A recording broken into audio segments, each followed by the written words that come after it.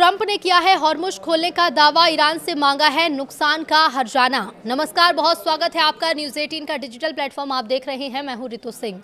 Iran और America के बीच तनाव लगातार बढ़ता जा रहा है। इसी बीच ईरान के सुप्रीम लीडर मुस्तफा खामेनेई ने देश के सैन्य नेतृत्व में बड़ा बदलाव किया। उन्होंने सेना और सुरक्षा व्यवस्था से जुड़े शीर्ष पदों पर 6 सीनियर अफसरों की नियुक्ति की। ये फेरबदल ऐसे समय में हुआ है जब ईरान ने अपना नया राष्ट्रीय सुरक्षा प्रमुख भी नियुक्त कर दिया।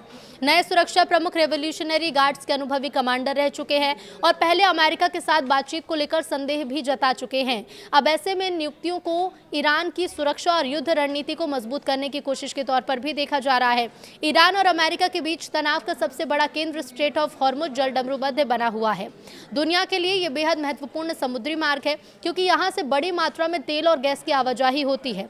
ईरान ने कहा है कि ओमान के साथ हॉर्मुज़ को संचालित करने को लेकर किसी संभावित समझौते से अकेले समुद्री मार्ग को दोबारा खोलना संभव नहीं होगा। ईरान ने इसके लिए अमेरिका के सामने कई शर्तें रखी हैं। जब तक अमेरिका इन शर्तों को स्वीकार नहीं करता तब तक हॉर्मुज़ को खोलने का रास्ता साफ नहीं होगा। इस स्थिति का सीधा असर अंतर्राष्ट्रीय बाजार पर पड़ा है और तेल की जो कीमतें हैं वो ऊंची बनी हुई हैं। अगर हॉर्मुज़ लंबे समय तक बंद रहता है तो वैश्विक ऊर्जा आपूर्ति और कीमतों पर दबाव बढ़ सकता है। अमेरिका ने शर्तें बढ़ा दी हैं। अमेरिकी राष्ट्रपति डोनाल्ड ट्रंप ने भी ईरान के साथ बातचीत को लेकर अपना रुख सख्त कर दिया। ट्रंप ने कहा कि अमेरिका ईरान से अब तक में किए गए सारे गलत काम के लिए मुआवजे की मांग करेगा। ट्रंप ने रविवार को संकेत दिया था कि अमेरिका फिलहाल ईरान पर आर्थिक दबाव बढ़ाने पर ज्यादा ध्यान दे रहा है और बातचीत को प्राथमिकता नहीं दे रहा। तो वहीं ईरान का कहना है कि वो अमेरिका के साथ कोई बातचीत नहीं कर रहा। दोनों देशों के बीच बढ़ती बयानबाजी और शर्तों के कारण तनाव कम होने की बजाय और ज्यादा बढ़ता दिख रहा है। लेबनान के नबातिये शहर में इजरायली ड्रोन हमले की खबर सामने आई है। बताया जा रहा है कि ड्रोन ने घायल व्यक्ति को अस्पताल ले जा रहे पैरामेडिक्स को निशाना बनाया। घटना शहर के यूनिवर्सिटी डिस्ट्रिक्ट में हुई। लेबनान की सरकारी समाचार एजेंसी के मुताबिक अगर बात की जाए तो इससे पहले एक वाहन पर ड्रोन हमला किया गया था जिसमें एक व्यक्ति घायल हुआ। उसी घायल को मदद देने और अस्पताल पहुंचाने के दौरान पैरामेडिक्स पर दोबारा हमला हुआ जिसमें एम्बुलेंस को नुकसान पहुंचा। घटना दक्षिणी लेबनान में इजरायल और हिजबुल्लाह के बीच बढ़ते तनाव के बीच हुई है।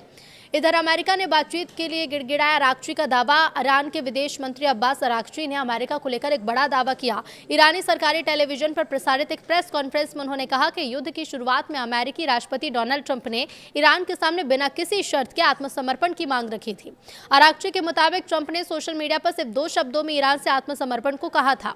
उन्होंने दावा किया कि अमेरिका चाहता था कि ईरान उसकी शर्तें मान ले, लेकिन अरागची के मुताबिक करीब 20 दिन बाद परिस्थितियां बदल गईं और वही अमेरिका ईरान से बातचीत शुरू करने की कोशिशें करने लगा है। ईरान ने खुद को अजय ताकत साबित किया, ये दावा है अरागची का। तो ईरान के विदेश मंत्री अब्बास अरागची ने यह भी दावा किया कि उनके देश ने पूरी दुनिया के सामने अपनी मजबूती और क्षमता साबित कर दी। एक प्रेस कॉन्फ्रेंस में उन्होंने कहा कि कई देशों के विदेश मंत्रियों और अधिकारियों ने माना है कि ईरान ने जिस तरह परिस्थितियों का सामना किया वो किसी चमत्कार से कम नहीं था। अरागची की माने तो अरागची के मुताबिक किसी को उम्मीद नहीं थी कि ईरान अमेरिका के सामने इतनी मजबूती से टिक पाएगा। उन्होंने कहा कि अमेरिका को इजरायल, पश्चिमी देशों और कुछ अन्य देशों का समर्थन हासिल था। इसके बावजूद ईरान ने दबाव के आगे झुकने से इनकार कर दिया। बता दें कि जलडमरू मध्य में जहाज़ों की आवाजाही सोमवार को घटकर सिर्फ 6 जहाज़ों तक सीमित रह गई, जबकि पिछले 10 दिनों का औसत करीब 11 जहाज प्रतिदिन था। रॉयटर्स के मुताबिक शिप ट्रैकिंग कंपनी कैपलर के आंकड़ों में ये गिरावट अमेरिका और ईरान के बीच शांति समझौते की उम्मीद कमजोर होने के बीच सामने आई है। 4 मालवाहक जहाज जलडमरू मध्य में दाखिल हुए जबकि 2 बाहर निकले। युद्ध से पहले यहाँ रोजाना करीब 130 से 140 जहाज गुजरते थे और इसके मुकाबले बाब अल मंदेब जलडमरू मध्य में सोमवार को 25 जहाज़ों की आवाजाही हुई जो सामान्य स्तर के करीब भी रही है।